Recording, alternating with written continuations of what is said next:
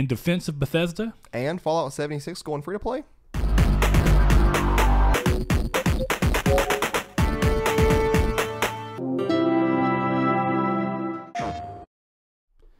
Hello and welcome to Triangle Squared, a PlayStation podcast. I'm your host, Brett Beck, and alongside me, Mr. Saul Bridges, bringing you guys lucky episode 95, right? Yeah, 96? You're right, okay. 95.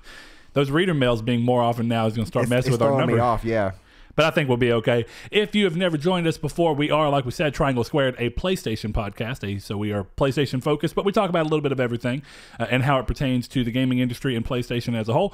You can find us every Monday at 10 a.m. PST and 12 p.m. CST in video format on YouTube. If you like what we're doing over there, subscribe, hit the bell notification, let you know when our videos come out. Like we said, every Monday and then every other Friday, we'll have our reader mail starting and along other things that we are working on, but those aren't quite ready to be discussed in whole.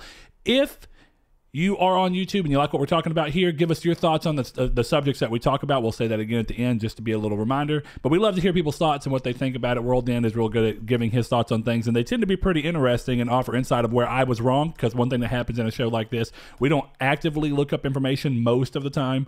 So there will be times that I'm wrong or recall something wrong, so it's good that I have people sometimes make me a little more accountable, which is good. If you want to listen to us in audio format only, you can find us on podcast services, be it iTunes, Google Play Music, Google Podcast. If you have an iPhone, you can do it obviously in a number of places, Spotify as well, or if you have Android, you can find us there. Or if you like to listen on computer, you can find us just on SoundCloud or any other podcast service. If you want to keep up with us on social media, we are on Twitter at Triangle SQRD, and you can also find us on Facebook at Triangle Squared, a PlayStation podcast. That's a group. If you ask to be joined, we will gladly pull you in there. That is where we ask both of those places, or where we ask our reader mail or post our reader mail submissions, and have you ask us questions that will be answered on our bi-weekly reader mail as it's going now, since we have removed it from the show. If you want to keep up with us day-to-day, moment-to-moment, as much as possible, you can join the Discord, which is in a link in the description below. And lastly, if you would like to support us on Patreon, we're doing some changes over there, but right now you can get custom cases at the $5 tier every quarter. So if you've been with us an entire quarter of the year, that's January, April, August, or July, I guess. I don't really know. Anyway, you can get cases over there, cool custom cases that we post. I have a new one that I'm working on. It's going to be posted next week, or actually probably the day after this goes live, so I have time to finish that up. And also, I guess I'll throw in there lastly, if you listen to us on iTunes, because of the way their rating system works, consider giving us a rating. It lets people find us a little easier, lets us know what we're doing well with the show, and of course, it just makes us, a little more visible for people who have yet to discover the show and join us. So with that being said, I think we can move on into the show. Saul, what have you been playing? The same two games I was playing last week. Okay, so Destiny Divinity 2 and Divinity 2. So that's really it. That's not even a surprise, really, because You've been playing the same stuff too? I'm trying to think if I played anything different. I don't think I did, because Iconoclast, Destiny 2, and Assassin's Creed. Played a little bit of Terraria, if I'm remembering my timeline right, with Donovan, which is still a fun game. I mean, even though I've platinumed it, they just continue to do more, and that game's been updated so much since I've platinumed it that I can't even imagine trying to get the platinum now, because that's just how it happens. It's so weird to me that game has a moving platinum goalpost, just like we saw with Destiny. I feel like that's weird. I don't think updates... So now I'm further away from getting the platinum. Exactly. That's dumb. Actually, because of the trophies you have, maybe not. I can't remember the trophies you have left. I need the rainbow slime, and I need all pets. All pets might give you a problem. I know, because they probably added new pets. I'm pretty sure. No game should have that. And see what it should come down to is I don't feel like the trophy requirement should change as the game changes, because it just... Nope, they should have a value assigned to that trophy, and that value should not change if the value is raised in the game. Yeah, if you meet that criteria, the original criteria, then you're done. So if it's all pets, whatever pets were in the game at the time that trophy was launched. See, but I guess I get the idea a little bit, and I'm not really justifying it as much as I understand that at launch it was a far easier platinum. Think of all the people that write guides for these games. and how often they have to be changed just to make sure that you keep up with it. Who really goes and does that? I mean, think about it. Like independent people who are like, I'm going to make trophy guides. You would be surprised, actually. On Terraria, they've done a pretty good job, and Minecraft. Well, it's still hard for those people to have to keep track of games they don't even play anymore because they have the platinum to go back and update their list. Sure. They may not even know that came out. Though I wonder, actually, if the people who write those guides who already have the platinum, if they really do move on, or if they like the game that much to write a guide, do they still pop in and play it occasionally? The ones I've seen, like Power Picks, he plays so many games, there's no way he just stays around on the same game. Power Picks is a whole different ballgame. And it seems not. like it's 1 to maybe 2 people, but I don't know. That's probably, a good question. Probably so. But I guess for the sake of brevity, do you want to go ahead and get into the news? Yeah. I will interject real quick for those that are maybe taking a break from the show and they just now came back. But just to throw it out there to remind people who do know, reader mail, no longer part of the show. I will say that if you do want to read our mail question, we still do that on Twitter every Monday, Wednesday, and Friday, as well on Facebook. And, of course, now YouTube is free to play for that as well. You just hop in the comments, ask us a question. If we like the question, we will like it, and you will see the little heart with the Nartec symbol next to your name. And we'll answer all those questions on our reader mail, which are bi-weekly. And you guys will be getting one. Or you actually just got one 2 days ago. Got one. I'm all kind of screwed up on my days right now. But we will be doing open submissions starting Monday again, and then check it out if you follow us on Twitter or on our Facebook group, or if you don't, ask us a question on YouTube. Everybody can do that at least. You don't have to worry about making a Twitter. So yeah, there's that. So Brett, the news, good sir. A lot of Mortal Kombat stuff in here. Yeah, the first 3. Yeah, but that's okay. Mortal Kombat 11's reveal happened. The reveal event happened this past week, showcasing our first glimpses of the game in action and showing new mechanics for the series.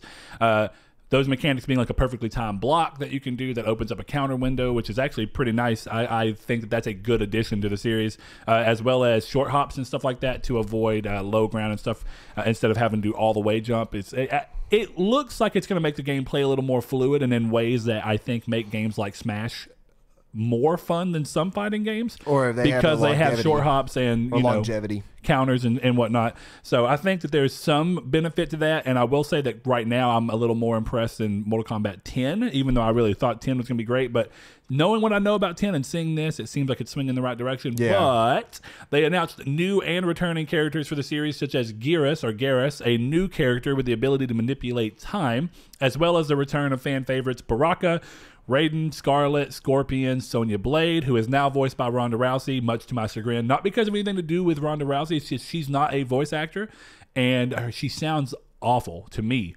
And I think that there are plenty of people who agreed with that sentiment. But there's also some more stuff going on around with Scarlet being suddenly covered up despite other games. Her being just, or Mortal Kombat 9 specifically, her being, the general skin of the old style, where you see her just in a little scantily clad, recolored outfit from Milana or Jade or any of those people. So there is that, and Sub-Zero obviously makes his return as Scorpion's probably long time. I can't imagine this game not having them pitted against each other at some point in the story, just for their little long running arch nemesis setup. But also, pre-ordering the game will net you Shao Kahn, a Mortal Kombat staple. I'm honestly a little surprised that they chose him as a pre-order bonus. That's kind of ridiculous, but once the game releases on April 23rd, you'll be able to play all those. Alongside this, next thing in the news is that a collector's edition featuring a black life-size bust of Scorpion wearing his signature mask in striking gold. This face mask is removable and able to be worn by players, I assume, via a strap. They don't really go into it and look on it, but it looks really good. My question here is I'll go through it and then talk about it. This also includes a steelbook, a steelbook case, a gold-colored magnet of the Mortal Kombat emblem, and the premium edition of the game, which is $100 in and of itself. This edition comes in at $300, and it's exclusive to GameStop in the U.S., so I don't know outside of the U.S. What's crazy about this is for $300, the bust is really cool, and I get that it's big, and it looks amazing. It's got that nice matte black that's the same as my Scorpion from Mortal Kombat 10. Like a satin finish almost. Exactly. And it looks awesome, but $200 essentially for the mask and I guess the steelbook and the other little things and the little that magnet, you get with collector's editions you don't care about. Obviously, the bulk of it's going to be this mask. Yeah, I think it's worth it for that price. When you figure out how big it is. If it's metal, I think it's worth it. If it is just plastic, which I have a feeling it might be, this is a swing too high in my opinion. I would assume it's metal. I am assuming it's metal. It looks like it's metal from what they've shown, but there's a number of ways you can make plastic have metal-like features in terms of when you're picturing it. And as we all know, collector's editions aren't necessarily bound to what you think you're getting from pictures, if we recall from the Fallout 76 situation. So it is interesting to see it be $300. I really hope it's a die cast, some kind of like aluminum or an alloy of some sort, just to give it a little bit more of a hefty feel and really look great and have that great metallic shine to it. Lastly, though, a beta for the game was revealed for consoles that will be made available to customers who pre-ordered the game at participating retailers. Customers who pre-order physically will be given a code that matches the console of the pre-ordered copy that can be redeemed at any time, but the beta will not be downloadable until it's live on March 28th, so keep that in mind if you want to check the game out early. Moving away from Mortal Kombat in the news, we move over into Kojima. He visited Guerrilla Games recently to give them a peek at Death Stranding, since it was made using Guerrilla's in-house Decima engine that they use for Horizon. They were able to experience the first 2 hours of the game and loved it. Now, this is interesting because we still always talk about the fact that there is this like crazy mystery surrounding what Death Stranding is still going to be as a gameplay experience, because the most we've seen from in-engine footage as gameplay and not just cutscenes looks like walking sim to a lot of people, but we know combat's going to be in the game in some form or fashion. So it's really interesting to see, and maybe even motorcycle stuff. There was the motorcycle that he kicked off the cliff, which tells me like, oh, this thing doesn't work anymore. I don't think that's a cutscene only thing, right? When you think about it, you never know. That's a real good question, and I think that the other thing I'm curious, if it's the first 2 hours of the game, I'm curious is what we've seen is beginning of the game or post game. Are they going to kind of take the mystery aspect and go into this idea of like you're introduced into the world post these things existing and you don't even know what they are, and then you kind of learn throughout the game? I think that there would be a lot to be gained. I'm from sure that Kojima style. told them like some context if it was like that. Sure. At least we know they're only playing 2 hours, but I'm curious more for players who are going to experience the game if the beginning is going to be this idea of introducing you into a world that these already exist in, or if he's going to try and give an origin point. It's probably going to tell you along as you play. Like it's probably going to explain more of it. Well, yeah, that's what I mean. So it'll start with you in the game with these already with this setup already happening, the world in this state where you learn throughout the game, and then you'll probably hear like within codecs or something in the game. Because you've seen Sam talking in his walkie, or what I guess some kind of communication device of sorts. So yeah, I'm sure that you'll get like the whole kind of like the gaming thing where it's like, oh, watch out for those. You know that those are this, and this, and they do this, and like so stay away from them. And it's like, okay, well that's exposition. Then you told it to me in the form of a game tip, which I actually like. So yeah, though actually at the same time, I think it would be interesting if the game tries to make you have to fight phase one, not necessarily at its full mechanical thing, when you don't quite know, and then afterwards you start learning. Yeah, I could see that happening. Or like it's intentional that you're supposed to die since obviously you're Earth, and then like, hey, I see you died out there. Like, be sure to watch out for that, this and this, and introduce the death mechanic. It's a very Kojima thing way to do, I think, when you do it like that, like a look like that. I could see that. There's just still so much around this game, but it's cool that. To me, it's very telling that they're showing the first 2 hours to Guerrilla, and doesn't necessarily mean it has to be in its fully polished state, but it does lend even more credence to the fact that I think there's a very high chance this game actually releases this year. At least it's not like Metal Gear Solid 5, where the first hour, 45 minutes to hour, was a crawling simulator. You literally crawled through a hospital for like the first 20 to 30 minutes of the game, and then you had to escape the hospital, and you still weren't at full speed. That's like the one thing that everybody, including me, complain about, like whenever you have to replay the game. Yeah, I could see that. It's like the Roxas experience in Kingdom Hearts 2, where the first time around you're like, this is cool, learning a bunch of crazy stuff. 3 hours later, after you have to do it 4 more times since you played the game 4 times, I don't like this. Yeah, it's 12 hours of my life is devoted to Roxas, basically. Yeah.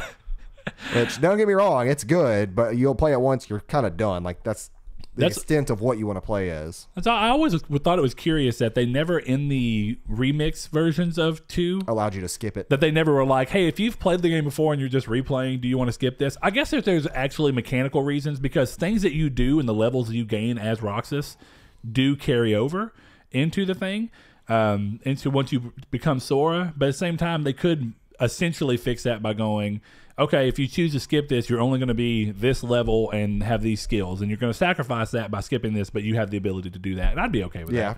So, But regardless, here we are moving on to the next thing. For Diablo 3 players, Season 16 is now live, offering up some quality of life changes for the game, a small set of cosmetic rewards for the season as is usual. Seasonal armor sets for all classes have rotated again, so no new seasonal armor, but ones that have existed previously, they rotate through as the seasons start to go through. So there are different ones in. If you want to see those, go over to the blog post or just log into the game and look and see for your classes what they are. And some buffs have been given to certain sets as well. Not a big thing. The seasons for Diablo 3 have really winded down in the last probably 3 or 4. How long until Diablo Immortal gets seasons? How long until Diablo Immortal is the real question, because they didn't even give a date. Man, it's just, I think that the fact that I applaud them for still giving people reasons to play, and people who may have ducked out of the game at a certain season can come back in a season like this if they miss that armor set. Oh yeah, dude, seasons for me, like, as somebody who never experienced seasons but played and beat the base game, yeah, I really want to go back. I really want to go back on Switch, but I have to accumulate some games to trade in or something, because I'm not paying $60 for it. But I will say, like, apparently it runs flawlessly on the Switch. I mean, I wouldn't be surprised. Pretty fantastic considering. Do you remember how it ran on PS3 and 360? Yeah. Dude, it ran bad. Like, I wanted to play it so bad on 360, but I couldn't because of how bad it... Actually, I wanted to play on PS3 and it ran bad. Which, if we want to be fair, I mean, the whole Diablo setup was just kind of bad early days, so I think it makes sense that a game that's been tweaked and worked on over, you know, let's see, 2011 was when Diablo came out, I want to say. Maybe 2012. Dang, so I felt like it was farther 7 years ago? 2010. Let's just say 7 years ago. I really don't think so, because I know that it was post Uncharted 3, which was 2011. Okay. So I'm going to say 2012 seems reasonable. And if we're going at that rate, then, yeah, I mean, it's a 7-year-old game that it has had time to understand how to scale itself back and up and everything. And, of course, I'm sure they're running it at 720p. So that's good. I'm glad it plays well. And obviously the main thing being handheld. I'm sure in handheld it doesn't even run at 720p if they're trying to keep, you know, everything up. I'm sure it's probably a 540p, which would not be noticeable. That I don't know. I mean, it would, but it wouldn't be a big deal. I know that it doesn't. I'm pretty sure it runs at either 30 or 60, but I want to say 60. And I think there's no like frame rate drops ever. Good. Which is really good. So, good. And I always recommend, like, if you never played Diablo 3, you could, I don't know if they still have it on the shelves anymore, actually, but I was going to say, you can go to GameStop and get the base game on the shelf. Have you seen that in a while? The red and black base game case? That's only for PS3. That was on, oh wait, that's right, Reaper of Souls was the PS4 release. Okay, yeah. So if you can go find Reaper of Souls for a good price, get it, because it's good. And it's a pretty good experience on its own. All right, next thing up, Mr. Saul. Put my tinfoil hats on here. By the way, I don't know if y'all realized I was joking about that yesterday. Oh, no, I knew. Oh, okay, I thought y'all thought I was being serious. And I was thinking about that last night. But I still thought it was funny because I was like, of course. As soon as I saw it, I laughed. But for those of you who don't know, Days Gone received its first batch of marketing going into full swing with a new trailer. Paid chills. Showcasing the open world and how it works. Revealed pre-order bonus items that will help in gameplay, a theme for PS Store pre-orders, and special editions for the game. So the digital deluxe edition will be $69.99 and features a digital art book, a digital soundtrack, 3 additional bike skins, and an additional early skill unlock in the game, and a theme. The collector's edition includes all of this, as well as a statue featuring Deacon leaning up against his bike with a Freaker, the game's zombie-type creatures, in case you didn't know that, laying dead beside him, a physical copy of the soundtrack and art book, a set of patches, 6 pins, and, of course, a steelbook case for $139.99. This is just so funny because last week, you know, I literally said there hasn't been adequate enough marketing for this game. And it's like somebody heard me. And then I told them yesterday as a joke, I was like, have you noticed that there's like a lot of people on YouTube or on Twitter just promoting this out all of a sudden? They kept their mouths quiet until that thing came out, and now everybody's tweeting about it. Yeah, Saul's joke was, I think that they're paying them to say good things. They're paying them to say good things. I feel like I have to say this anytime I talk bad about a game, especially it's a game like I am gonna get Days Gone, just not at launch. Like I'm not, I'm not against Days Gone. For me, it's not something to be excited over as Horizon or God of War or whatever that is for me. I feel like I understand. Yeah, I feel like that. Like I was talking to somebody in Discord, and I was like, I feel like I had to keep correcting myself, and then, or not correcting myself, but like I'm comparing it to this, not that. Like in this terms of aspect of the game. Yeah, I understand. I think the only thing, and even Corey before you got here, we talked about it loosely, and he agreed real quick, is that you were just being a little too like naysay or hyperbole on the game, and like I was saying, no, that game's only selling 10 copies. What are you talking about? only 10, not even just for the PS4 Pro, just only 10 people are getting 10 it. copies of the game. Yeah, but no, I just think it's funny, and this is an example of why doing podcasts sometimes is hard to gauge when things are going to happen, because I do get Saul's point when he was saying there's been no adequate marketing for the game, but like I said, the game is just far enough out. It's in this 3-month window that it's about to start. How often did you see stuff And about God of War, though, and Horizon, and all of that way before 3 months?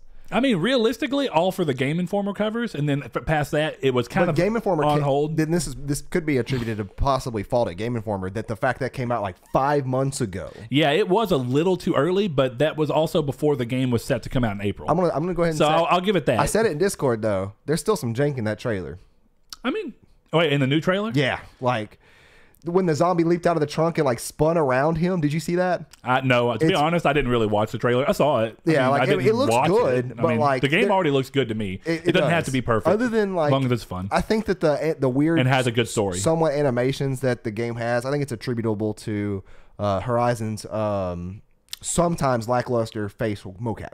Sure. Which people always bring up the one quest that was like spoiled before, where it's like the brother and the sister. That's the one that World End put in, where it's the guy who has mental illness and he hears the voices of people talking to him. Yeah, I was talking about specifically the mocap. Well, yeah, I'm talking about, but that's the mission in question, and that mission came out as a video. Yeah, I think that side quest came out as a video beforehand, and that was the first time that people were notably saying, like, look how janky these facial animations It wasn't as bad like that the entire game. There was still noticeable jank in those animations, animation throughout the game. Like it wasn't as bad as Mass Effect Andromeda, but it wasn't. It was up there. It was comparable in some scenes to me. And now Aloy thankfully never had that, and no real main character ever had that. It was only these weird side characters momentary that just talk to you throughout the world. And it was just like that, and that's actually funny because the jankiness of that actually is what put me off talking to those people in the game.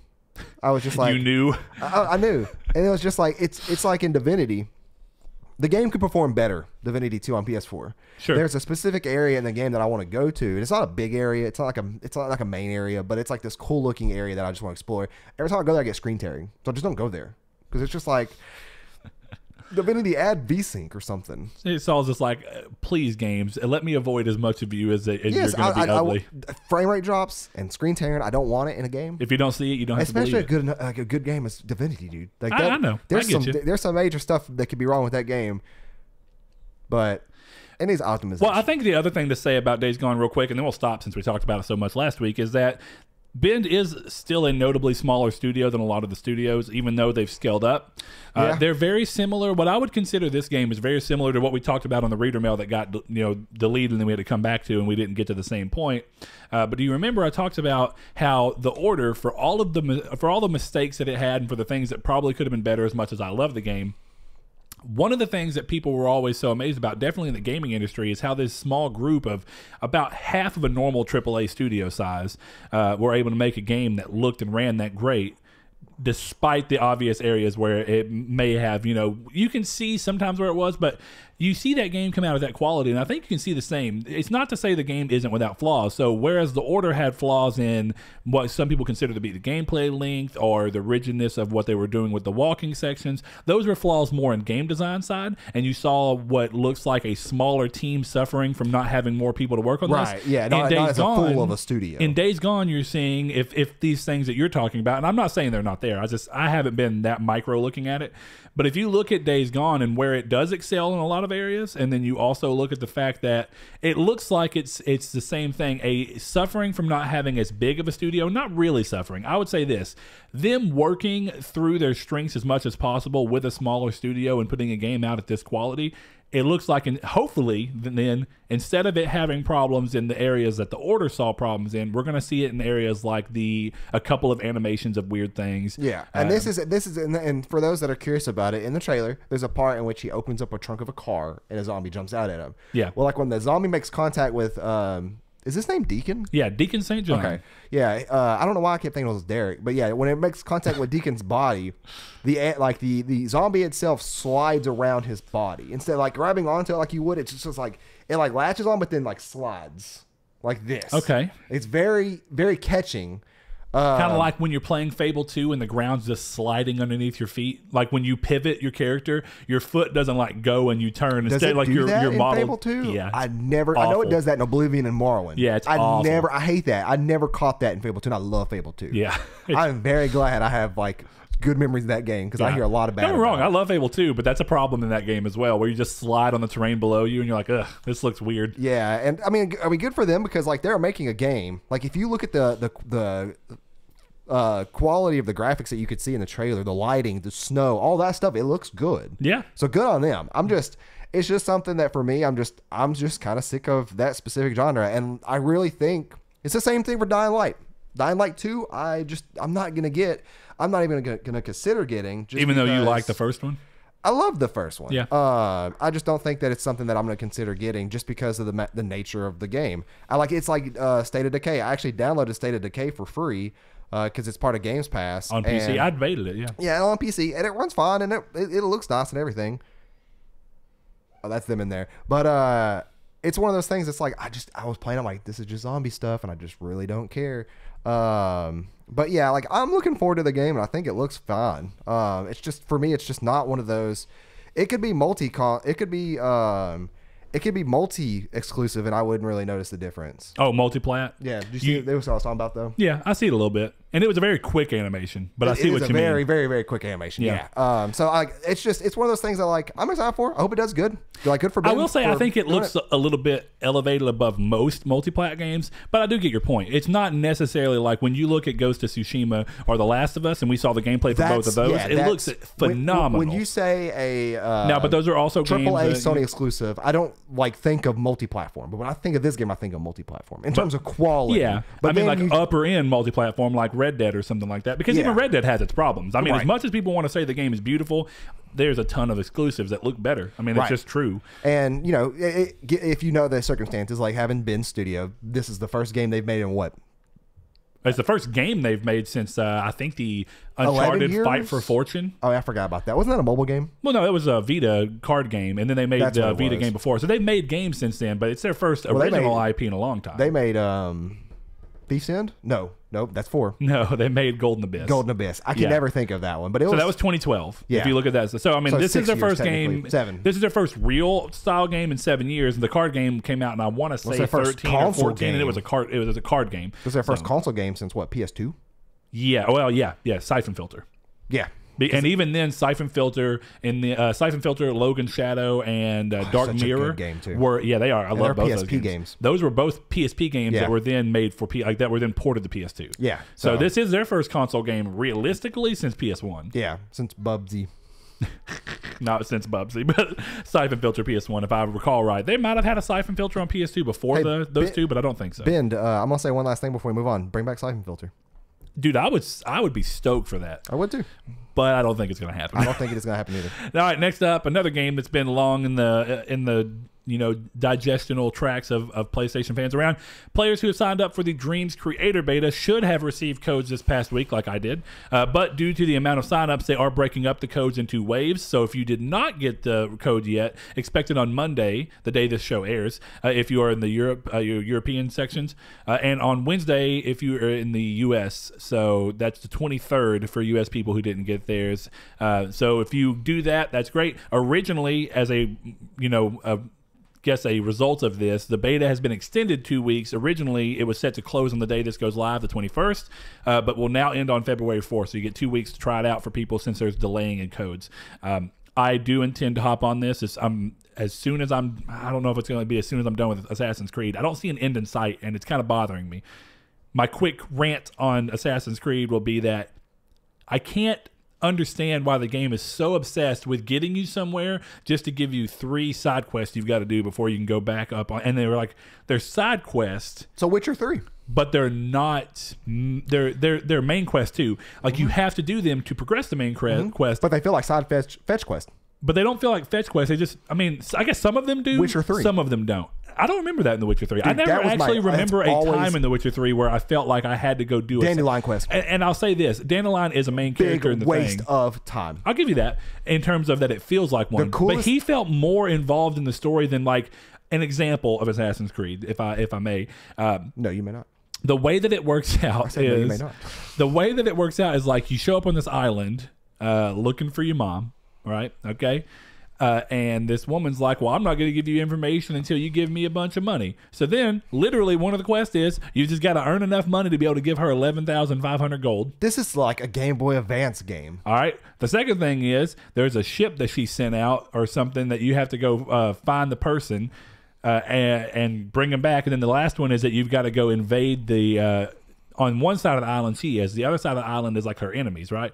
And she's like, well, we need to bring them down in power, so I want you to go invade their nation chest and bring me their thing back. Not because I need the gold. So you're doing all of this, but because if they don't have gold, they can't use answer it stupid. to a question. Exactly. Yep. That's dude. And here's the point. If that was one time, I'd get it. It's like, why would this person trust me unless I do something to help them? But every single section of the game, you know what the perfect example of this is? It's starting to piss me off. The perfect parallel to this, when you have to go hunt down the Griffin in Witcher 3, and you go to this guy. In the opening section. Yeah. I give you that. And when the opening section he tells was you there's different. two people, each of those two people have two quests you got to do. Go back to those two people, then go back to that guy to get information to go to the Griffin, then fight the Griffin. Yeah. I felt like that was every major plot step in Witcher 3. And granted, I only got like 15 hours in, I think. See, I got past the races with Roach. I definitely am with you on the opening, but I give that a lot more slack because it acts as a tutorial. I am not even close to a tutorial section of this game, and it's still doing I guess that's every single time. Gotta admit, though, Dandelion going to talk to like, what, 12 females, and then none of them by the end knew what it was. I was like, this took me 20 minutes, and I am no closer to the Dandelion. That's definitely one of the most egregious things in that game. Yeah. Like, that's, and I'll give you the opening for the Griffin, that was thing. But I also felt like that was getting to grips with how you traverse the world, getting to grips with how you talk to people and what you get from them. It felt tutorially, whereas the entirety of the tutorial realistically on Assassin's Creed Odyssey happens in Kefalonia, but you can't the very skip first the Griffin island. Area, can you? No, I don't think so. Yeah, I don't think so. But yeah, so I mean, replaying it would definitely make it even grind on you more, considering that you restarted a lot of times. Yeah.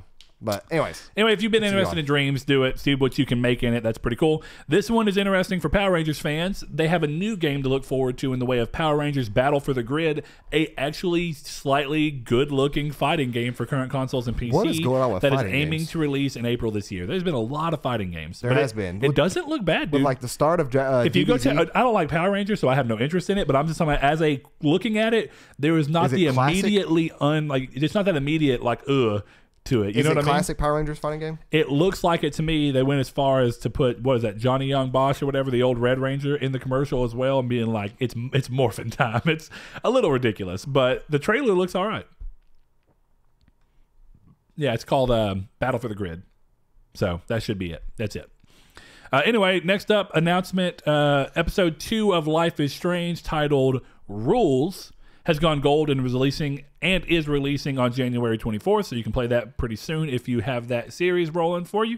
Ubisoft have recently involved, it's funny, speaking of Assassin's Creed, was recently involved in a controversy regarding the latest episode of DLC. Players lamented that the base game heavily relies on and was marketed as a game that has impact of making decisions in that game, just for the latest DLC to force a heavy hand and force a specific choice on you that might go against the character that you had been building the entire game prior to that. I'm not going to go into what it is in case you haven't seen the DLC. People who want to experience that, just go ahead. Ubisoft have since come out and said that it was poorly executed and they've apologized. But what is interesting about this really is, I get some people are mad about what the thing is, and I don't want to get into what it is. Yeah, it's too political. But for no reason. Or for maybe real reason, but some people are thinking they're mad about what the actual thing is that the game forces on you. I think that more than anything, I see that people who are mad that this entire game, you've been able to build up a character and spend time with her as one person, regardless of who you made her, and then this directly forces you to potentially go completely against who you've built if you play as Cassandra or if you played as Alexios. So I get the idea that people are more mad, or at least the vast majority of people who are upset about this, aren't upset about what the thing is as much as they're upset about the fact that the game took away control from you when the entire game was sold on the idea of controlling the decisions that you make, be it all the way to how you're going to respond to people, whether you're going to be an asshole or be nice and be a giving person, if you're going to be somebody who's always greedy and who will do stuff for people but with money in return, or how your relationships work out, if you want to be sleazy and sleep with a bunch of people, or if you want to sleep with one gender or another gender. All these things play into the way the game plays, and then this just goes completely against that depending on how you played her. I keep saying her because I'm playing as Cassandra, but how you played your character in general. And I think that that's a very interesting complaint, and I think it's a decent complaint. The political side of it's a little bit more like, I get it a little bit. I'm staying away from it. But from the general gameplay side, this is why I think that actually even introducing choices into this game, it's not been awful. I've enjoyed it decently, and it adds a new layer that was kind of nice on top of Origins. But well, to me, it sounds like what Mass Effect 3 did, where the ending was... the ending did not matter to the amount of like choices you made up until that point, which it's hard to do for 3 games. You're having these choices. It's hard to make certain endings work with certain choices you made, and like there who knows how many endings there have to be to cater to every choice. Yeah, and when you're trying to literally end a trilogy like they were, it's a lot easier to go, okay, this is the final end.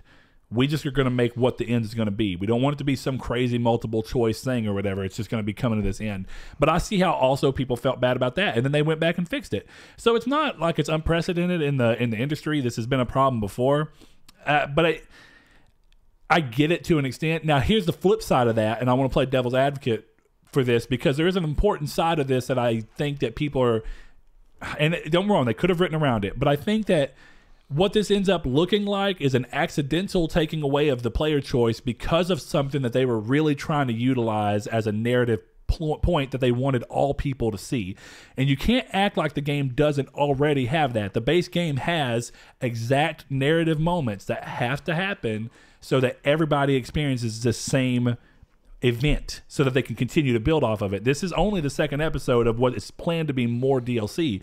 So when you look at it in that sense, I get that this is a big thing for some people and it really goes against what they consider Cassandra to be, but there are moments in the main game that have to happen that I didn't get to have a choice in, and if I had a choice in, I would have reacted differently than what the game made me do. But I understand that it's to have a narrative through line that they can follow. If I can make every single decision in the game, then the game has no narrative.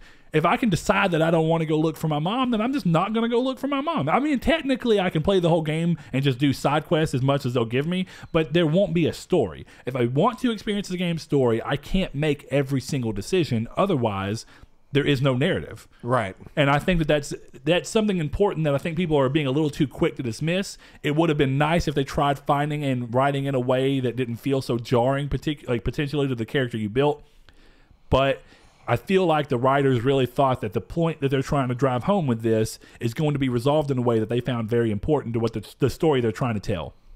And I think that that's the double side argument. I mean, I see a little bit on both sides, but it's unfortunate for Ubisoft, and it's kind of a blemish on an otherwise game that's been pretty good for them. I mean, Odyssey's been very well received. So. Next up, NIS America has announced Trails of Cold Steel 3, with the series moving Western publisher from Xseed over to NIS. This game is aiming at a fall 2019 release for North America and Europe, with PS4 being listed as the only platform at this time, and I would bet that it probably stays the only platform. Vita was a platform for the other Trails of Cold Steel games, I think even up to 2. But unfortunately, we're at that point where it's not as financially reasonable to make a game for Vita, as well as the fact that if you're actually pushing the PS4, it's even harder to make that game run on Vita. And you saw that with Yeast, I think with Stardew Valley as well. Yeah, as well. You have to do some stuff to get it to run on this system, and that's just the way it works. It's much like how you see plenty of games skipping Switch. You know, it's not ridiculous that it's skipping Switch. Some games have to pull themselves too back to run on Switch, so they just don't do it. You got games like Ark Survival on Switch. Yeah. Like, why? Did you see the Digital Foundry on that? It was awful. It's the worst. It's probably the worst. So like, I don't know why that's cash grab all over. That's all that was for there. Definitely. Next up, Metro Exodus has been confirmed to continue the long-running series tradition of having multiple endings for those who like to run through every possible path of the game. This was confirmed by a PR head of Deep Silver, who is publishing the game. So if that was something you liked in the other Metro games, here it is. Even though this seems like this is trying to be the last Metro game, I'm very I kind of hope it is in that. because, like, I don't want this series to branch off into like 100 games. Like even five. I think 3 games. seems reasonable for the type of game that they are, as well as the story arc they've been trying to follow. Because they've already done they did 2033, and then they did Last Light, and then they did the redo, which is like basically the next gen console version of 2033. With it has bothered me forever. I call it redo, but it's just a fancy way of spelling it. You could say Redux or redo. Why is it which Redux? One's correct? I don't even know. It bothers me. I think it's. This may sound really dumb if I'm wrong, but I think it's French. Probably is, but I mean, I just don't know what it is, and it bothers me. Is the X silent? That's how in my mind. Redux. And what does it mean? Brought back, revived. Redux. Okay, well there we go. I can finally stop saying redo, and I will just say Redux. Thank you, Saul. I appreciate that. All right, next thing up, Black Ops 4's latest update adds an obnoxious yellow caution sign next to players' names if they do not own the season pass. I put this on here more because I found it to be really interesting. What a weird way to kind of throw in the face of people who have not bought your season pass and mark them and put them on blast. I think that was a glitch because I didn't hear about that, so I went and looked at an article. It seems that that's a glitch, but it wasn't. It's not meant to be visible, but I don't guess we'll really know. I don't know either. Because if they say that, it's like, well, that's a PR statement. But let's do this way. It could be a PR statement, obviously, for people who they put it in the game and we're like, well, if people backlash against it, we'll have a PR statement ready. But the other flip side of that is, what's the easiest way to kind of prod someone into getting something? Essentially point at them and say, hey, you don't have this. That's not going to work in this day and age, though. Honestly, with a game like Call of Duty, I can kind of see it working. I could see the same with Fortnite if they decide to do something crazy. Sure, but I don't think it's gonna be it's gonna be a high number of anybody thing. Regardless of whether it's a glitch or not, it's really interesting, and I would like to see if they plan on fixing this or if this is going to be a permanent thing because it's very odd. Next up, this is also something I included, just more of a general gaming, but it is interesting. The Pinkerton Agency, which was featured prominently in Red Dead Redemption 2's story, were and still are a very real agency, with its current owner issuing a cease and desist notice to Take-Two alongside demanding royalties. Take-Two is fighting back, stating that the lawsuit ignores, quote, well-established First Amendment principles, end quote, that are meant to protect expressive works from these types of claims, and that they, quote, cannot use trademark law to own the past, end quote. This is an interesting setup because I can kind of see, again, both sides of this is a real agency that still exists that technically got put in the game. But this agency's been around so long, and their inclusion in the game adds a layer of realism to the game that is important from historical purposes to an extent, but this is still a work of fiction. Yeah, I was gonna say that's why that all these games they'll state before like any resemblance to real life is merely a coincidence. Yeah. And that's kind of their legal protection, because in reality, now the context is of course important. So if it's like I didn't finish Red Dead 2, but like sure. it's if the Pinkerton Agency in Red Dead 2 is the same as in past history, then yeah, that might be a problem. And they'll probably pay them. Yeah, they'll probably pay them royalties or a settlement. Just be like, just stop this. Like, we're not gonna. To be fair, I think that's what the aim of this is. I don't think that the owner who's issuing a cease and desist. They're not trying to succeed with that. There's no way that they're gonna succeed with a cease and desist. If they get a good lawyer, though, you never know. It's hard to say when it's. Here's the thing: the company would stand to gain more, not from a cease and desist. A cease and desist is more of the scary part of the thing, like cease and desist, where you can't have it in your game at all. Is what it sounds like to me. Maybe I'm not a lawyer and I'm not understanding it correctly, but I think if you look at what a cease and desist is supposed to mean, they're not saying that they're going to stop selling the game. They're asking for that in royalties, with really the intent to just be, even if they don't get royalties, because royalties implies money over time. Over time, yeah. If Rockstar, considering how well this game is sold, the agency filing this stands to gain more by just saying either getting royalties, which is probably unlikely, or just saying we'll settle out of court for $2 million or two. Who knows? I don't know how much money. Bump that number up. That's a rookie number. But 10 million. My point being, with as much money as they've made and as much money as this game will continue to make, obviously, it makes sense that they would just settle. And I think that's probably the real aim of this. But I would be surprised how much money the Pinkerton Agency has for a lawyer versus how much money Take-Two has for a lawyer. And they obviously have, everybody has lawyers on retainer, but you would assume that Take-Two would have far more financial push to be able to employ good lawyers to ensure that they win this or at least win this in their eyes. So it's weird to see. I can't even find a net worth for this company. Gonna look up the net worth of the Pinkerton agency. This might be their final hurrah. This company is worth nothing, guys. We just got to get what we can out of this. I didn't know they're a security agency. Yeah, which is, I mean, if you think about what they were before, I mean, it's kind of a the same logical thing. evolution into what you need today. But regardless, next up is PlayStation announced Intruders Hide and Seek, an exclusive game for PSVR that's been revealed for a while, is finally coming February 13th. The game sees players slowly moving around between intruders in your large home, and I put that specifically so that you wouldn't hear it and think, what? It's just a small little house. It's a big house, multiple floors, a little, I don't know what you actually call this. I'm sure there's a word for it, but you know when you're in a house and the stairs lead up to a foyer? Is that what it's called? Or a foyer? Yeah, I think it is a foyer, where it's an upper piece that wraps around, but you can still look down into the main part of the building. Yeah, it's a foyer. Okay, I didn't know the word for it. I've never really thought about it. Well, it's kind of like Redo Redux. I've heard people call it foyer, but it's spelled foyer. Who knows? But I was point cleaning being, my keyboard, now my mouse doesn't work. So it's a sizable enough house, that. and essentially what you're doing is you're looking for information that can help you survive. So, like in the trailer or in one gameplay thing they showed, it showed like you finding a book that you open up and you see the word redemption written out and like scribbled with a note on it, and then like you realize that that's supposed, like your character realizes that, oh, this must be the password for the computer, so there must be a reason that they're trying to work with the computer. I mean, I think whoops, that's too loud, but yeah, so it's foyer. Anyway, I think it's an interesting idea for VR. If you looked at the game, if it wasn't a VR game, it would not be as special. You can obviously tell that. Like, it's an Unreal Engine game with a kind of art style, but the art style lends itself to be able to run well in VR. So you end up with I've already played a lot of those kind of games on Steam. I don't want one in VR. See, that's the biggest thing, is that computer has a ton of these. I mean, if you think about it, it's not that different from what you see from something like Outlast. Yeah. Outlast is obviously a very higher end version of what they're doing here. And I would play Outlast in VR. This, I don't know. I'm on the fence, and price I think will be a big determining factor. But the last thing in the news, you remember last week, I think, or maybe the 2 weeks ago, we were talking about The Walking Dead, the final season, and how we didn't know how long it would take to finish up. Well, apparently the last episode has been given a date of March 26th, as you can see in the in-game menu when you load up episode 3, meaning it won't be as quick as we were hoping, and even some were hoping, but the end is in sight, as this is apparently the last episode, which is breaking away from the normal 5-episode structure that we've seen from all other Telltale games. So I guess in the room of picking this game up to try and finish it, they're also like, well, we're going to pick everybody up, but we're going to have to condense what y'all were wanting to do down into 2 episodes instead of 3.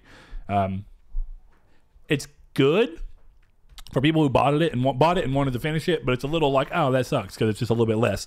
Still got to give props to the Skybound Games, I want to say is the name, for finishing it up and bringing the team back together. It's still a cool move, and I get that it probably financially makes more sense for them to do this, because I doubt they're making real money off of this as much as they're doing this for what I would imagine would be PR, so that they have their name is more in the lights when they go to announce whatever it is they're working on as an original game company. Right. Be it maybe a new Walking Dead game. Is your house on fire? Yes, it is. It is. Okay. I don't know. It smells like somebody's cooking something. Your house is on fire. See, it doesn't smell like that. I don't know. That doesn't smell like cooking smoke. I don't know, but I'm also hot, so I think we need to cut down the. I think we need to evacuate. Nah, I'm gonna tell my wife to cut the heat down. So if you had a Nest, you could just do it from there. It could be your wife. The Nest could be my wife. I've really been contemplating getting one for my apartment. Andy doesn't want to for some reason. I'm just like, why? She doesn't want the government spying on everything y'all do. It's a thermostat. It doesn't have a camera. It doesn't have, I'm pretty sure it doesn't have a messing bug. with you. Who knows? But regardless, I think it's time to move in to drop into the hop, sir. Oh yeah, we did forget about that. Whoopsie daisies. I didn't forget about it. Well, that comes before we did news. it. We did it in wrong order. Yeah. So for those that don't know, the drop is not out. Whoops. Now that's interesting. It is. So yeah, we just not gonna have a drop. That is weird. Maybe Martin Luther King holiday weekend they didn't do it. Maybe, but I mean, we know that there's games releasing this week. I mean, this is Resident Evil 2's week. Oh yeah, it is. Oh well, hey, Resident Evil 2 remake is coming out. There you go. Buy that because it's gonna be good. I kind of want to play the demo, but I kind of don't. I still haven't played it yet. May play that today actually. But I guess, Brett, we'll head on into the main topic of the show, which kind of splits off. We didn't really cover it in the news, but there have been rumors the most important question of the day, that Fallout 76 is going free to play due to the fact that there are retailers that are pulling Fallout 76 off of their shelves. There have been reports that places like Amazon UK and Amazon.de, places like those, if you go search for Fallout 76 on them, it shows there's only like 30 copies available or 10 copies available. So it's like they're putting a limit on to... That's interesting. Sorry, I caught my eye. I already knew this, and that's why I was going to bring this up in relation to this. But it's basically like they're limiting their stock for some reason, and some people are pointing to that, well, if they're pulling it off the shelves, they're getting ready to go free to play, which coincidentally, we talked about that with DC Universe. DC Universe and the other one, the bad one. The bad one? The real bad one. Oh, crap. Battleborn, yeah. Which, coincidentally enough, never really went that way, even though it's very heavily rumored. Yeah. Well, it eventually did go free to play the last 2 weeks or something, because it was like, hey, we're closing the server anyway. Yeah, it's like, but it never went free to play in a way that was like, well, we're going free to play to save the game. It's more like, well, we're going free to play just so if anybody wants to play the game the last 2 weeks, they can. I'm pretty sure I recall that. No, I don't think so. It just closed down. I think Lawbreakers just closed down as well. Man, Cliff, you are a like, why? I'm fairly positive. That sounds right. I don't think it ever went free to play. Cliff, you have a hard head, sir. Well, that may not have been his move. That may have been the publisher. Well, whoever published that game, you have when a hard head. When you think about it. But, you know, I think what's interesting about this is, yeah, we did see this with DC Universe. So when I worked at GameStop back in 2012, 13, I don't know, it was one of those two before I quit. There was, actually, you know what? Maybe it wasn't. Yeah, I think it was 2012. But anyway, DC Universe Online was a PS3 release, and then it, of course, made its way over to PS4 once it was already free to play. But it released on disc, and I bought it. And I remember when I worked there, after about a year, maybe a little bit less, we started pennying out, which is like you literally they update everything, and anything that gets pennied out, you pull from the shelves and you put this label on it. And it's supposed to get basically chunked. And then cool GameStop managers do competitions and give those away at midnight releases. Exactly, and that's pretty cool they do that. But so essentially this game got pennied out. Now it did two things by doing that. It slowly prepared everybody for either the game to shut down or to go free to play. Of course, it went free to play, as we now know. Now the odd thing about this, we haven't quite heard that this game is getting pennied out. I don't think we've seen that yet. I may actually ask some of my GameStop friends who still work there if they have any word or if they've seen that it is getting pennied out at a certain date. So apparently where it came from was EB Games in Australia are the ones pulling the games. I saw that. I saw that it was Australia specifically. And for those that want the full context of it, there's a YouTuber named The Quartering. I think I've ever heard of this guy before. I've heard of him before. But Kiki shared him in relation to that Square Enix sexual harassment thing in regards to Kingdom Hearts 3 development. I must have completely missed that. But yeah, I don't know if this is a good resource or a reliable source. It has 12,000 likes and 438 dislikes. So like, I'm going to assume it's somewhat credible, or even just it's a credible place to go for a rumor, I should say. Yeah. So The Quartering, go check that video out to kind of get the context of what we're talking about. Now, what I'm going to use as a slight... There's reasons that it might not be, right? I could see... Oh, it could be multiple I could see logically the reason as to why it would. The game has had a lot of bad press. Bethesda's had a lot of bad press. They could make it digital only or something, where they just take all the disc and chunk the disc, and it's, digital You never only. know. Yeah, they could be preparing to do a lot of things. But here's the other flip side of that. Is there may be a reason why it's specifically Australia. What it may come down to is that there may be some reason that the game is not meeting some law requirement or something, or is being pulled because of the fact that it's being found to be somehow going against some rule or whatnot, or it may have be found, it could be a lawsuit related thing. I mean, they could pull it for a number of reasons, but it may be specifically in relation to Australia law. Now, if that's the case, that means that it's not going to get pulled anywhere else, and then you don't have to worry about it going free to play. Now, the flip side is, this would probably be one of the quickest times I've ever seen a game from a series as big as Fallout go free to play. Because, Saul, do you remember how long it took? And I really don't. This is a question. Do you remember how long it took before Elder Scrolls Online went free to play? Like a year? That seems 2 years? About right. but I can't remember exactly. I want to say it was at least a year. So let's just say that, right? I think it'd be very... Elder Scrolls is a huge franchise. Fallout's technically bigger if we're looking at sales numbers as to the last ones. So when you look at it in that sense, it makes no sense for Fallout 76 to go free to play this quickly in terms of precedent. But that doesn't mean that because of how bad the PR was around this game and how bad the game was, that the game is not... And I feel like I should say this, and I shouldn't have to. We're only saying within the realm of it had glitches to a notable degree, it had crashes to a noticeable degree, it had exploitations that could be used to make it crash to a notable degree, and of course it had a mound of bad PR behind it. So if you put all that together, we're not saying the game has to be awful, we're not saying that the game can't be fun to people. I think that me and Saul both agree on that. Neither of us has played it. I don't even want to say it to the extent of I played it and I know for a fact that it has to be a bad game, but it's had telltale signs of games that it's been given such a bad rap that it would not surprise me if Bethesda was like, well, you know what? Sales are slowing to a point because people are not trusting us in this game to a point that it makes sense for us to move it to a free-to-play thing. It'll keep our player count up like it needs to, and then what we can do is we can find a way to monetize the game. Outside of that, there's always ways that you can handle this. Anybody who supported the game before it went free to play gets obvious bonuses or benefits that they carry that either stay with them forever or are good items that get given to them as a one-time gift. You never know. Or if it's already going, you got to think about it this way. Lunch boxes have been introduced into the game, if I recall. Which was a mobile feature of Fallout Shelter. So which was the main not pay to win, but the main microtransaction aspect of that game. And that's what I was going to say. So we already know that microtransactions exist in the game. Which we knew because of atom points or whatever. Exactly. The bottle Atomic caps points or whatever, atom points, well, I don't whatever think bottle caps are the currency. Currency, regular you're right, currency. yeah. But my point being, when you look at it like that, it's reasonable that they could be moving to that as a way to keep the game long-term monetized and be able to be successful and get the player count up. It would make sense that one of the ways they could appease players who supported the game early on is to give them a sizable amount of free atoms or lunch boxes or something. Which is weird they have both, because atomic points or atom points can buy things from the store. What do the lunch boxes do? They just give you random maybe a pieces loot of box, gear? maybe one that's... Why do you need that? No. In a game where you could otherwise have straight microtransactions. So a comment on this video, which I find is somewhat interesting. Hold on. What? This might actually be somewhat in regards to why it may be being pulled from from Australia.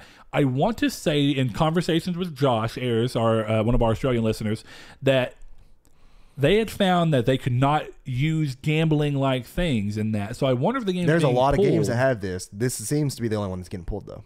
Overwatch will be pulled. I mean, I know that there's other ones, but now is the game being pulled because it's not been remedied in a way where in that territory it's not active? Because that's what they've done in the past. They made it to where in territories where it's not allowed, they change the game up. Well, and this is going off a YouTube comment, so this thing is a grain of salt that you can take with this. But one of the commenters says, yeah, we are removing them. My store sent back 50 sealed copies on Wednesday last week, and we reallocated about 100 pre-owned copies to the warehouse on Friday. He says, how is this breaking now? I thought this would have come up by at least Friday. We weren't shy about it. Also, I just went down to my store and checked out the back and on the shelves. We only have about 20 copies for Xbox and 10 in PlayStation in the entire store, with 3 of each on show, all of them pre-owned. The sales figures came up saying that we sold a grand total of -5 yesterday, meaning we brought back 5 copies. So this sounds like a guy who works at EB Games and GameStop, and then this is really having an issue. So again, take it with a grain of salt, but it seems like we're reasonable. Like what we're saying is the obvious reason would be that the sales numbers are dropping too much to be sustainable for a franchise as big as Fallout. Now, here's the kicker, Saul. Does the game moving free to play entice you to play it? Nope, not until it's fixed.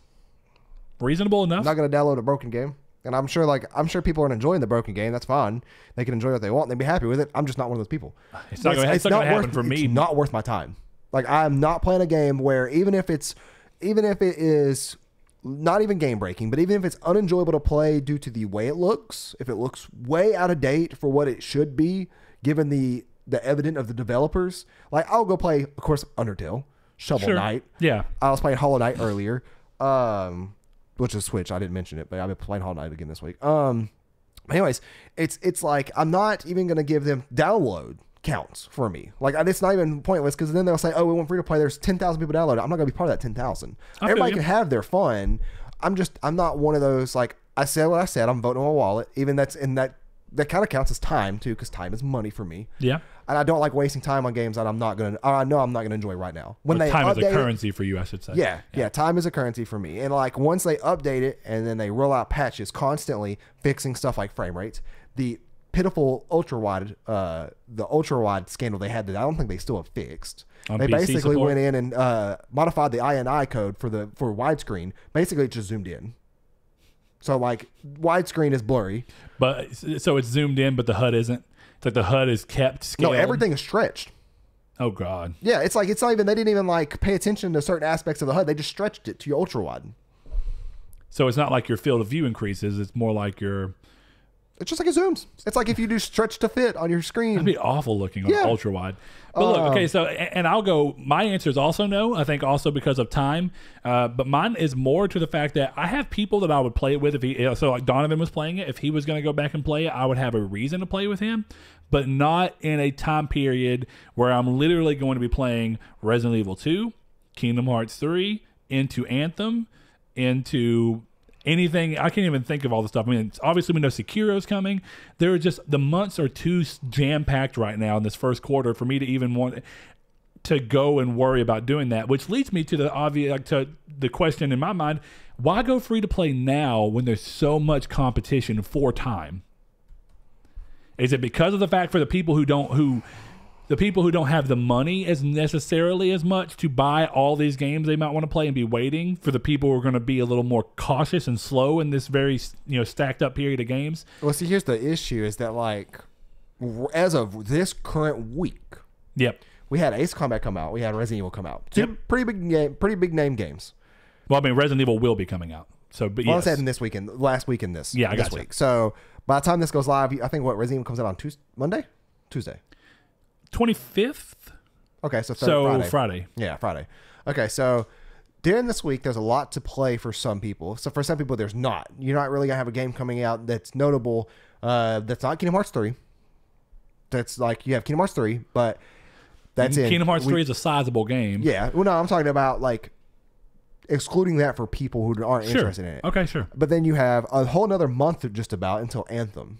So like, which would be the next comparable game for the core, like hardcore Fallout 76, like people who want to play it basically. Sure. Like, they want a first person shooter that has these aspects of an MMO. Anthem is the next game that's going to come out that's going to scratch that itch for what they may want. So then they may actually download it if it's free to play it and try it out because they're not interested in Kingdom Hearts. Because right now we are in an arguably slow time up until about end of next month. Sure. Where a lot of things come out. Yeah, end of this month and the beginning of next month gets crazy. Yeah. So, I mean, even then, the end of this month, if you're not a Kingdom Hearts fan, it's still dead. Sure. Kingdom Well, Hearts Resident Evil.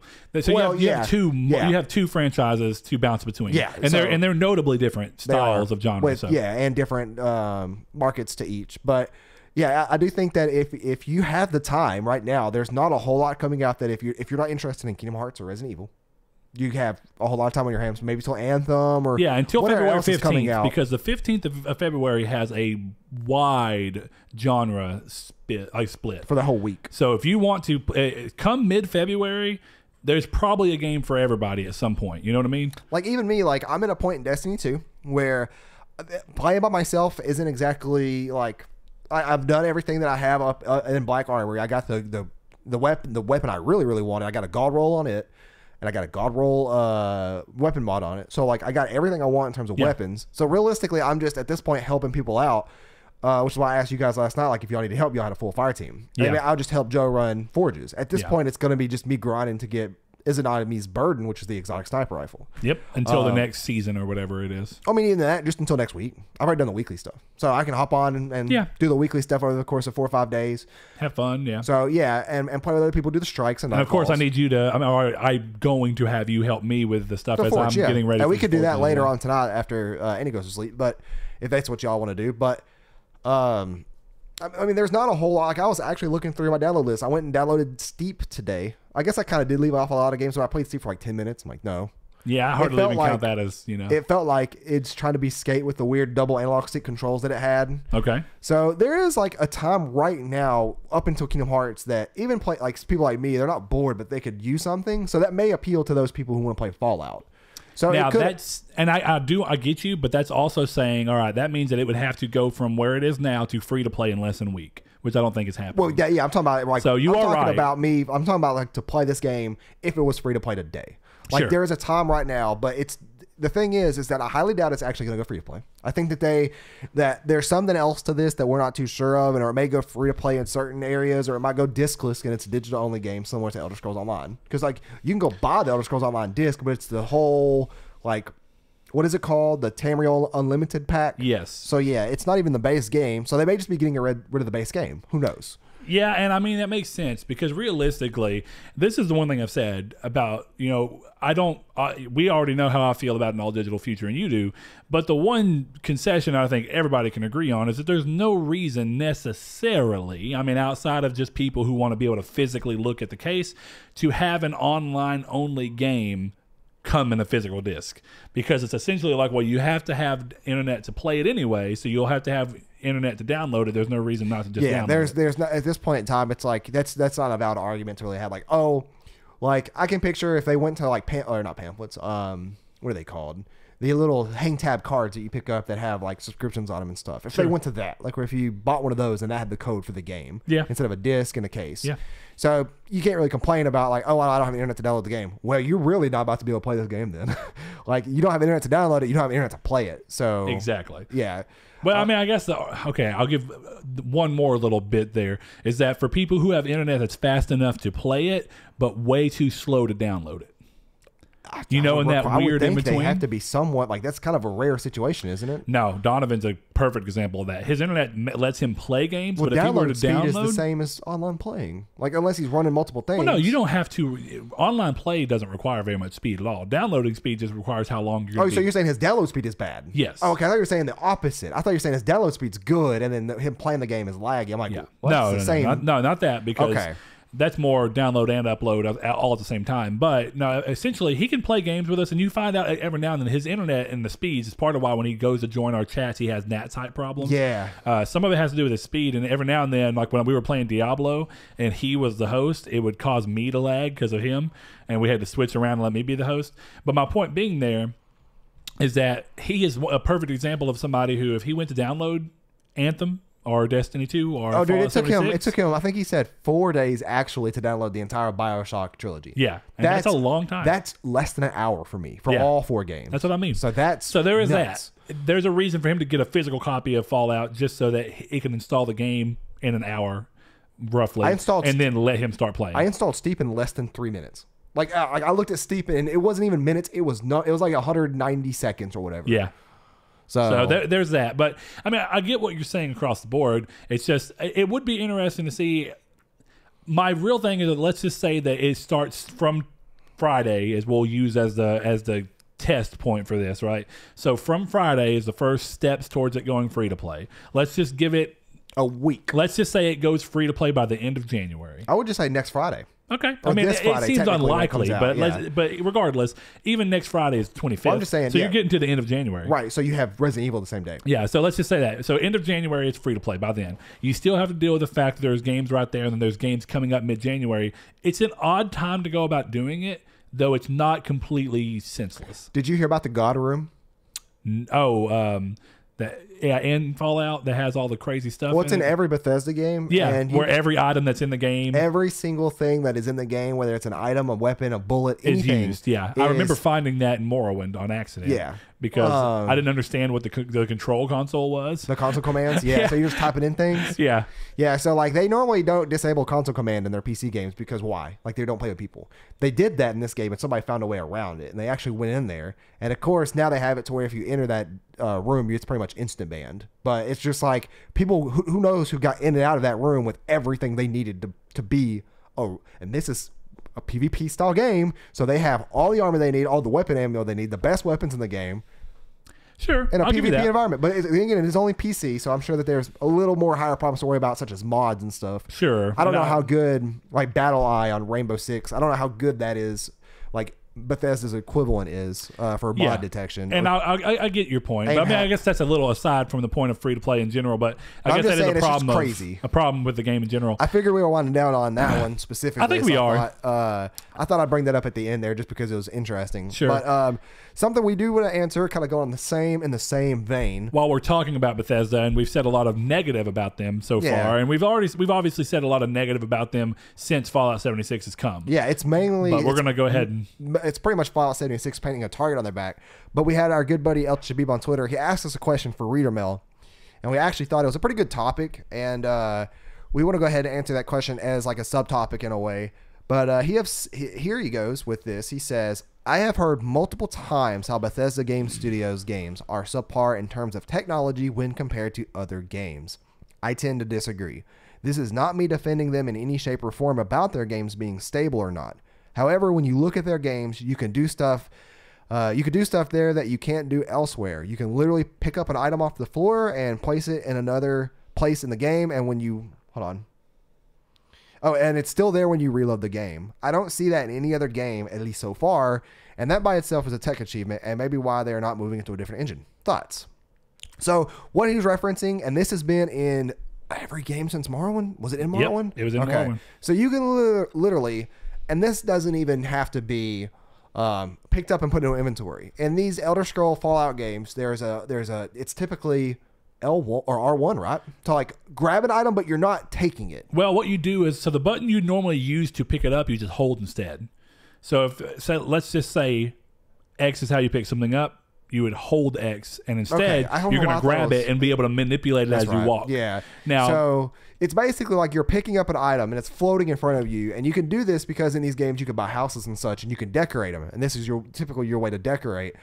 Well, that was actually in Skyrim. The other games, it was just there. I don't know. Well, you did that in Oblivion. I mean, you couldn't buy a house in Oblivion. Yeah. Yes, you could. Or you could buy a house. Hold on. Are you positive? Yes. I know that you couldn't, maybe you could decorate, but it wasn't like Skyrim's. I guess is where I'm really going with that. I don't even remember buying houses in Oblivion, if I'm being honest, I'm sure it's there. It was part of... but it wasn't like where you could determine like, oh, well, I want this fireplace, because you remember how they introduced that in Skyrim. No, yeah, now that was like... But I think you're probably right. Now, Morrowind, I really don't think you could buy a house. Now that one I don't know about. But I do think you're right in was it the Imperial City? Yes. Yeah. One was in the Imperial City, then the other one was in the area where the blades are, which I can't remember the name of. No, that's Bruma. Bruma, yeah. Well, regardless. Point being. Yeah, I can't I'm not gonna find it, but it's not Shadenhall, but it's another one. But yeah, it's like you can pick up things like vases or books, and you can basically walk around with them floating in front of you. You can set them down and you can kind of mess with it a little bit. You can do it with bodies. You can do it with pretty much anything, which is cool because, like, essentially, if you were like role playing as an assassin, one cool thing to do in Oblivion that I've never seen another non-Bethesda game do is reverse pickpocketing. And I'm sure it's there in some other form of game, but in Oblivion, I can go up with a poison apple in my inventory. And put it on them, and then wait for them to eat it, and then they'll fall dead. Yeah. And then I can drag their body and like hide it somewhere, and that body stays there. Yeah. And the thing goes is like if I pick up a vase and I walk upstairs to a house or whatever, and I put it upstairs in that house, no matter how many times I die. Well, hold on. I will say this: the body stays there temporarily. Bodies disappear. Bodies are the one thing that they make disappear, because otherwise, only after 3 in-game days. Think about how much killing you do. If bodies did not disappear, you would have a mound of bodies. Is it 3 in-game? Well, no, yeah, not only that, but there was that duplicate glitch in Oblivion where it's like where you fire an arrow and you go click something on your inventory and then it duplicates the item, and I had like 1,000 apples sitting in Shadenhall and I couldn't go into Shadenhall because it crashed my game.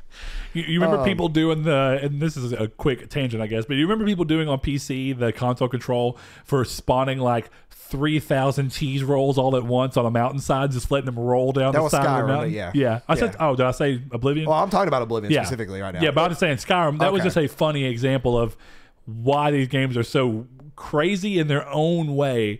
And now, one thing that he says, actually, did you want to say anything else? I'm sorry. Oh, I'm just saying that, like, I do agree with them that there are certainly things, like, when these games come out, up until this generation, you can argue that Skyrim itself, Oblivion, Morrowind, when these games come out, they are way ahead at the curve despite having flaws and bugs in them. Yep. Now, I would say Fallout 4 kind of started the downfall in a way, because Fallout 4 didn't really do a whole lot that, first of all, the other series hadn't done. but second of all, that was not on top of its curve at the time that it came out.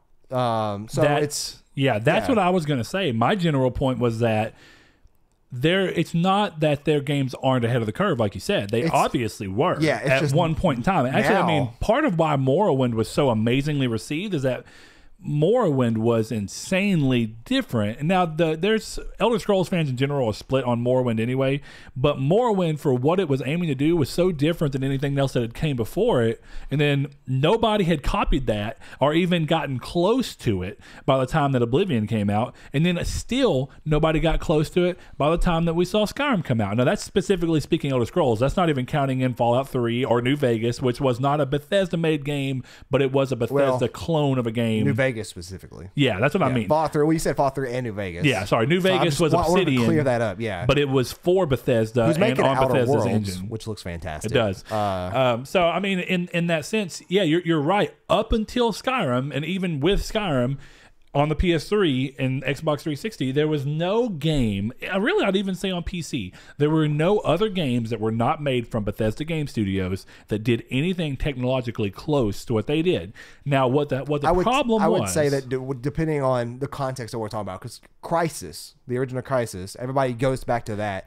For detail's sake? Yeah, for detail's sake. That would be one comparable game. I still don't think it outclasses it. So and I still think... And it still doesn't do the same stuff like he's talking about. There's still not this level of picking everything up in the world. Everything in the world is immersive. I mean, obviously not trees or something, but if you walk into a house and you see a cup sitting on that table, you can pick that cup up. Which is interesting, too, because if you pick it up and you don't place it in your inventory, it still counts as theft. Yeah. So it's like... I always just picture in my head, this is me just like picking up an item, even though it doesn't use... Now, if... Elder Scrolls 6 had it where I actually reached out and picked it up and like examined it, walked around with it, but I didn't equip it or nothing. Like I could drop it on the ground and then pull my sword out if I needed to drop it. That would be dope. That would be dope. I don't know if they'll ever do that. I don't know if that's within the future of any games right now. I think that's where I'd want to see them go. Take what we've already seen to the next logical level, which is it's obviously the same mechanic, but then push it to a point where it feels new because of the fact that it's like, oh, well, you're genuinely interacting with the items. Right. Like you're physically picking them up.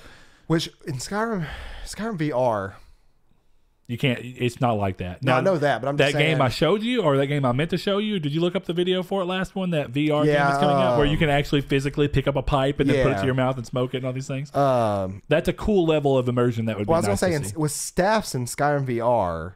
if I like held my arm out and turned it, would I turn my staff? Yes. Okay. See, that's kind of cool. That was nice. Yeah. And I like that with swords as well. You could sit there and pull the sword around. You could do that with shield. You could like look at it. Did it have like the juddery motion that some VR games have when you do that, or is it pretty smooth? It's pretty smooth. Okay. Yeah. But see, and that's where we're getting at. I mean, I'd even go as far as to say Skyrim VR was the first VR game that did the level of immersion and style that you've seen in VR. It's not to say that Bethesda doesn't make games that have crazy likable qualities. They obviously do. Now, what Saul was getting at with this next gen thing is that Fallout 4 was the beginning of the end to an extent. In terms of it was the beginning of them being seen in a far less positive light. Yeah, they had a lot of PR hit against them for how bad Skyrim ran on PS3. Specifically, I mean, realistically, nobody had problems with Skyrim outside of the PS3 version being crazy, you know? But when you get into Fallout 4 territory and going into next gen, Fallout 4 is the next time we saw Bethesda Game Studios on a current gen console. And the problem with it is that it came out after a game like The Witcher 3, right? And all games are going more open world to an extent. We've seen that a high level of open world games this generation. So already in that sense, Bethesda's being to a percent where used to Bethesda was one of the only people that did really open world games. Like, you know, not the only, but it was far less common. So when you saw them doing it, it's like, okay, that's nice. But now the more open world competition you see, and then you stack that on top of the fact that games like The Witcher 3 are also high fantasy and are doing similar levels of detail, maybe in different areas, which is crazy because it does start to look different for Bethesda. When you think about it, they essentially had a monopoly on the first-person to third-person RPG genre in gaming, and then people were like, they had to do what a monopoly inspires, which is competition, which in turn inspired everything that is coming out now that is you're seeing is like such as Outer Worlds, perfect example, which we know is going to be a higher quality and it's going to play better than Fallout 76. That's almost guaranteed. Like it's going to be hard to make a game at this point to not be able to do that, which... When you think and about we should say Fallout 76 at launch because we don't know. This could be who knows what Fallout 76 will play like when Outer Worlds comes out. 3 years in the future, somebody could be listening to this podcast and be like, oh man, they're talking about the game that runs at 4K 60 frames per second on my PS5 with 4K textures and dynamic lighting and HDR. Like, if that's 3 years in the future, hello there. I need you to beam me up, Scotty. I need you to take me to this place now. All right. Anyway, no, don't. I'll be 30. Don't do that. So, oh God. All right. So where were you going with that though? I'm just saying that it inspired competition, which now naturally is better than what they used to put out, and they can't top it right now. They haven't topped it right now. I'm not going to say can't. So one of LTB's statements that I do get his reasoning behind saying it, and I get a lot of people's reasoning behind saying it, and I even can understand why some people would agree once you frame it this way. He says why this might be part of the reason why this level of what their games do, why they're not moving to a new engine. Now, I will say, when you look at what Bethesda's done, the Foundation engine or whatever it's called right now that they're running. Yeah, I think it's Foundation engine. I could actually be confusing that with something else, but or the Forge engine is what it is. I'm pretty sure. The Creation engine. There we go. The Foundation engine is Rise of the Tomb Raider. Okay. I've seen that recently. All right, so the Creation engine, Bethesda's, this was Skyrim, and then we saw it again with Fallout 4, and now we see it again with Fallout 76. Now, it's not obviously the exact same engine it was when it was being made with Skyrim. A lot of changes have been happening, but it's still the same basic foundation. Now, here's the thing about Creation Engine. The Creation Engine was realistically just an evolution of the tool set they used during the Gamebryo days when they were using Gamebryo as their engine for Morrowind and Oblivion, and then all the way up until Skyrim. So when you look at it in that sense, Bethesda have essentially been making games on the same essential tool sets as they always have. Which is crazy because I just looked it up. Fallout or Grand Theft Auto 4 and 5 are the same game engine. Yeah.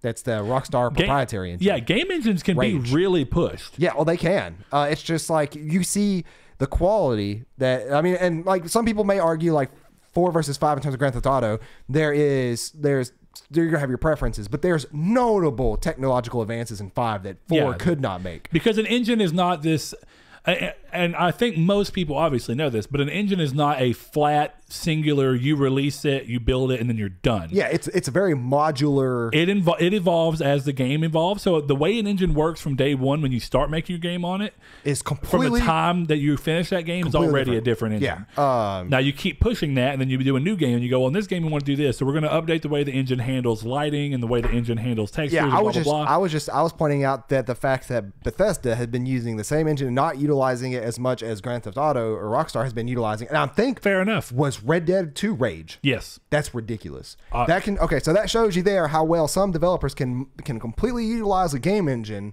and how some can't. Check that. Yeah, fact check. I remember I was reading a thing about it. Yeah, Rockstar Advanced Game Engine. Rage. So, and look, another example we'll give, and then it'll be the last one, is The Last of Us, right? The Last of Us was a newer engine, essentially. Which was also... and that was the same engine... Uncharted 3, right? Yeah, I'm fairly positive. Anyway, that same engine, I know this without a doubt. The Last of Us's engine, whatever it was, and I think it was the same as Uncharted 3, is the same engine that they used to make Uncharted 4 and the same engine that they are currently using to make The Last of Us 2. What is that called? Now look at how big the difference between The Last of Us 2 is now, just look versus at the difference Last between of Us. Uncharted 4 and the amount of detail in that game compared to the amount of detail and physics and stuff in The Last of Us. Yeah. And it's somebody who's obviously... I don't think it's a public engine. See, no, it's not. It's an in-house engine, but they still normally I mean get like names. Publicly known.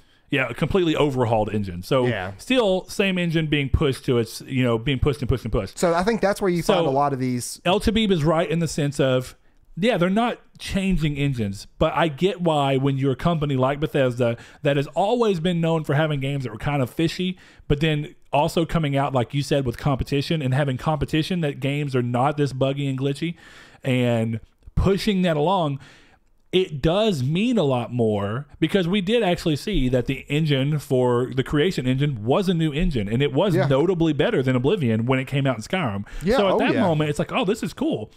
And then the moment that Fallout 4 came out and it looked a little rough, people were like, whatever, it's still the same engine. It's just an older engine. That's what people kind of went to. It keeps getting pushed. Yeah, it starts people see so much negative involved with the same engine that I do think that there was a reason that people had so much backlash to Bethesda announcing that they were going to keep this same engine from Skyrim, which is, again, that's not crazy. Like you said, Grand Theft Auto 4. Grand Theft Auto 4 came out in what, 08? 2008 or 7. Okay, so let's say 08. Like 7. And I think 2010 was Red Dead, right? And then we have Grand Theft Auto 5 in 2013. If I remember right. Yeah, I think 2013 or 2013. So anyway, you're seeing this engine's obviously already over 10 years old, just like the Creation engine is. There's no reason that Starfield should have any problems, or, you know, because that's the next real game coming up from them. There's no reason that Starfield should have problems just by looking at the data of the engine. The reason that people are so worried about it, and I think less so for Starfield than Elder Scrolls 6, because what we know about Starfield is that Starfield's been in development. It's been rumored for a long time and then finally announced for development. We know it's been in development. It would make most sense that that game being in development means it had to be in development under the same engine, or at least working on a new engine. So them announcing it's the same engine for that game, not as crazy in people's minds, I think. It doesn't always make it a bad thing. Exactly, as I think people being overly reacted to the fact that they feel like this same engine that's been shown time and again, at least on current gen consoles, to not really be a great engine, is being used for a game that's not even in development yet for next gen consoles. It's just crazy. The Elder Scrolls 6. Yeah, it's crazy when you think about it that you compare the things together, such as Oblivion having the same engine as Starfield, or I'm just gonna say Fallout 76 since it's out. Oblivion has the same engine, and that's not quite fair because Oblivion is Gamebryo. Oh wait, no, my bad. Skyrim. I don't know why I said Oblivion. Yeah, Skyrim. But even then, Gamebryo and most of what made Gamebryo work did move up into the Skyrim engine. Right. So I mean, it's modifications of like the modularity of the same engine, though. Yeah. But it's the same thing as the Grand Theft Auto 4 having the same engine as Red Dead 2. Yeah, but I think what it was is that Gamebryo was not their engine. And that, you actually might be right, but I thought it. Yeah, it was not their engine. Yeah. Okay, but that's what they used. And then from there, they took most of the tools they had built up around Gamebryo and then moved and made Creation. So, yeah. And Creation premiered in, what was their first game they premiered in? Skyrim. Yes. Okay. So that just shows you the utilization of their engines among developers and how in 10 years you can have a game path such as Skyrim to 76 that you do have from Fallout 4 to Red Dead. Now, granted, there's only been... You mean Grand Theft Auto 4. You said Fallout 4. But yeah, I got you. Yeah, Grand Theft Auto 4. There's only been 3 games made by Rockstar technically on that game engine that are new. Because you had 4, 5, Red Dead, and then Red Dead 2. Yeah, 4. So 4. So yeah. So it's actually the same amount of games. And actually, you know what? I don't even think it's 4. Because I'm fairly positive that the Max Payne engine I forgot about Max Payne. Yeah, Rockstar Advanced Game Engine. Yeah, so it's kind of interesting when you see like how game developers utilize. And I would even be curious to see if the Midnight Club LA... I don't think so. That would be very surprising. Yep. Wow. That's what I thought. I mean, if it's a Rockstar game coming from Grand Theft Auto 4, after Grand Theft Auto 4, it used this engine. Yeah, that's nuts. So now here's the real question. I don't think so, because it was a little bit differently done and it wasn't developed by while you Rockstar. Check that, no, that definitely has the same engine. Out of that, I'm like 100% sure to that. Just custom engine. Is it really? Yep. So LA North, the game we're talking about. That's crazy. Yeah, unlike other games developed by Rockstar, which run on theirs, because it wasn't developed by Rockstar. It's just some of the animations in that game are very similar. I would say stiff, yeah, like some Rockstar charm. Sure. But anyways, I guess we'll leave it here with you guys in terms of a question. We'll answer a question on both topics. What do you guys think Fallout 76 going free to play? Do you think, first of all, do you think it's going to happen? Second of all, what do you think if it does happen? And then, in terms of the Bethesda topic, do you think that you kind of fall in line with us? And does it make sense that Bethesda at one point was the top dog and now they're not? Or do you think that they've always kind of had it easy and thought that, well, maybe it's just unfair to call them as high quality as you think? Or flip side, do you think Bethesda is still somehow top dog? Because I'd be very interested to hear that argument. I'm not even going to say you're wrong. I'd be very interested to hear that argument, because I think it's clear enough that even if you consider them to be still top dog somehow, some way, that I don't necessarily know that I understand, I think it's obvious to see that regardless, they have fallen from what they could have been to an extent. And they've always had problems, but they've always had this charm. And even with the problems with Skyrim on PS3, most people still forgave them for it because it was like, but it's a Bethesda game. It's the only game like this, and they're slowly losing that. That's true. So why don't you guys let us know in the comments, Twitter, Facebook, Discord, all of the above, and we'll see you guys back for episode 96. Yep. See you next week. Thank you guys. Thanks to our patrons, Chad V, Dan Barber, Josh Jarrell, Mikey12, My Name is Dan, Douglas Below, Sean Sanarud, Shadowist, Steven Salazar, The Stonard, Travis Below, Blake Popst, and Eduardo Palomino. If you would like to support us, the link is in the description below. Thank you. Thank you guys.